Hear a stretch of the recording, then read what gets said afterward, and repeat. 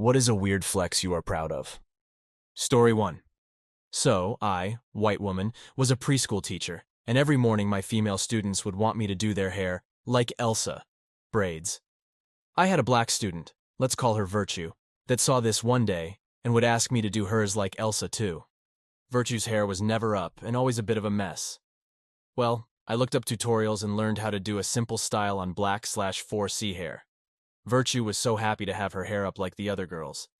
Her mom runs over to me after the second day of this and demands to know how on earth I got Virtue to sit still without her killing me.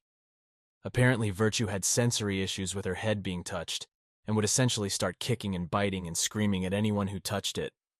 Except me, apparently. She begged me to help with Virtue's hair again. So I, whitest girl in town, became her stylist. Her mom brought in all these products and I essentially dematted her hair over the course of an hour and would do it up. Virtue was totally chill the whole time. Eventually she grew out of the murder phase and her mom was able to do it herself again. But for a time, my weird flex was that this precious little girl only wanted me to do her hair. I wonder if she'll remember when she gets older how much we adults all cracked up about Miss Classic does my hair right. Story 2. Summer of 2002. My girlfriend calls me in hysterics. There's a white truck that's been following me for more than 10 minutes. Ever since I left Walmart, it's been right behind me. I've driven all over and even gone in circles. I think it's the killer. At the time, in Baton Rouge, a serial killer had been at large for a while. The FBI had said be on the lookout for a white male driving a large pickup truck. A lot of his victims were brunettes that trended toward wealthier neighborhoods. My GF at the time was brunette but wasn't wealthy.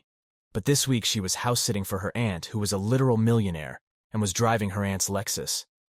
Okay, I say, we're on our way. Her aunt lived in a huge house on the LSU lakes. I don't think much of it.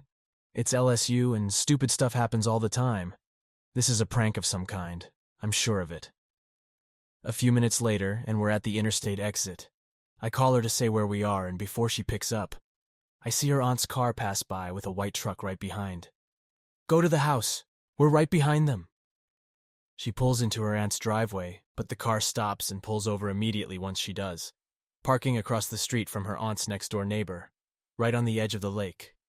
We pull in right behind her, and she's very upset. Recounts everything she said on the phone, and I assure her it'll be okay. My roommate gives me an assuring nod. I'm going to hide in the shadows. If he tries anything, lead him this way, and I'll hit him. I make myself seen to the truck's cab and approach slowly with my hands visible. There's an African-American man in the cab, not a white guy. This is not the killer we're worried about. Hey man, I announce, and he won't look directly at me. He's just looking at me side-eyed. I think there's a mix-up or something. You've been following my girlfriend a while here. You're freaking her out, and you're going to have to go. Finally turns on the truck and turns to give me a look. He's bothered, or pissed off, and he drives off, and I will not see his face again until next year, when he's on the cover of the local paper, The Advocate, and he's been arrested for multiple murders. I ran into Derek Todd Lee. Story 3. When my daughter was 3 years old, I found out she wasn't biologically mine.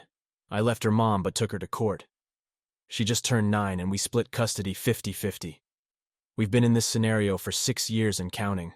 It's the best decision I've ever made as she's an amazing kiddo. She needed a dad, and I was already dad. So why wouldn't it be that way? I taught her how to swim, how to ride a bike, how to ice skate, to read. I've never missed a day with her. I've been to every single parent-teacher conference. I take her to all her doctor's appointments. Very few people in my life know about the biology issue, because honestly it's not really a big deal and I don't advertise it. But I'm proud of myself. She's turning into a wonderful, confident, caring, and competent young lady. And I don't think that would have been the case without me. When she looks at me, it's obvious that her eyes don't look like mine, but all the parts of her that really matter, and the thoughts behind those eyes, are because of me. When things are going to shit around me, or I'm stressed or scared, I look at her and know for a fact I got this one thing right. And I'm proud of that. Even if I'll never be recognized for it or get any credit for what I've done, I'm proud. Story 4. I'm not an addict, and my kid is 8 and has never been in foster care or involved with Child Protective Services. I come from a long line of addicts and unruly white trash, and though I don't have a high-paying job, I do work and provide above and beyond what my parents ever did without government aid. Also 9 years sober from hard drugs. I broke the cycle. Story 5. My YouTube account is blessed. I have not received an ad in over a decade, and I do not pay for premium. I don't use ad blockers, and I've tested it by adding my account to my friends' TVs and other devices. They get ads on their account, but I do not. Story 6.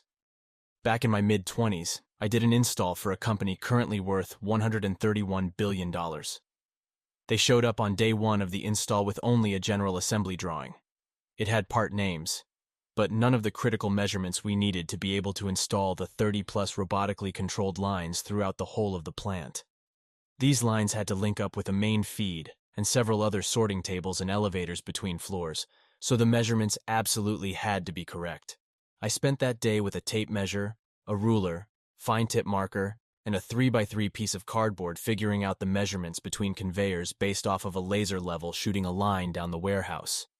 We completed half a dozen conveyor lines before I had to join another crew in the middle of a maintenance shutdown. I was away from the site for about a month before I returned to find them using the same piece of cardboard as they were completing the tail end of the project. Story 7. I went viral and got 1 million+ views on YouTube in 2007 for a silly rap about the Nintendo Wii I made out of boredom. Before that was a common thing, and before there were ads on YouTube. My video was featured on the front page of YouTube, on Attack of the Show, and at Nintendo's E3 press conference that year, and was one of the first 100 videos available on the iPhone, since iOS didn't support Flash Video at the time. And while I felt like the coolest kid in town and at my campus for a period, I made exactly $0 for it. Story 8.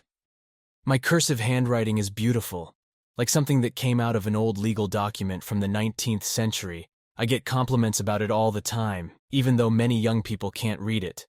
Literally, nobody cares, but it's certainly something I'm proud of, and I like it when people notice it. My mother had beautiful penmanship, and actually worked as a calligraphist to make extra pocket money when she was in college, so I guess that's where I get it from. Story 9. One of my favorite composers responded to an email I sent him asking for feedback on a cover I did of one of his tracks. It was a lengthy and insightful response, and it really did make the 6 months of working on it all worthwhile. Story 10. I can mimic the sounds of birds, get all the birds in the area to start singing, and even get them to seek out the big bird. It's kind of funny to have them completely change their song when they realize I'm not a bird, almost screeching at me sometimes, especially catbirds. Don't forget to like and subscribe, and hit the notification bell so you never miss out on a new video.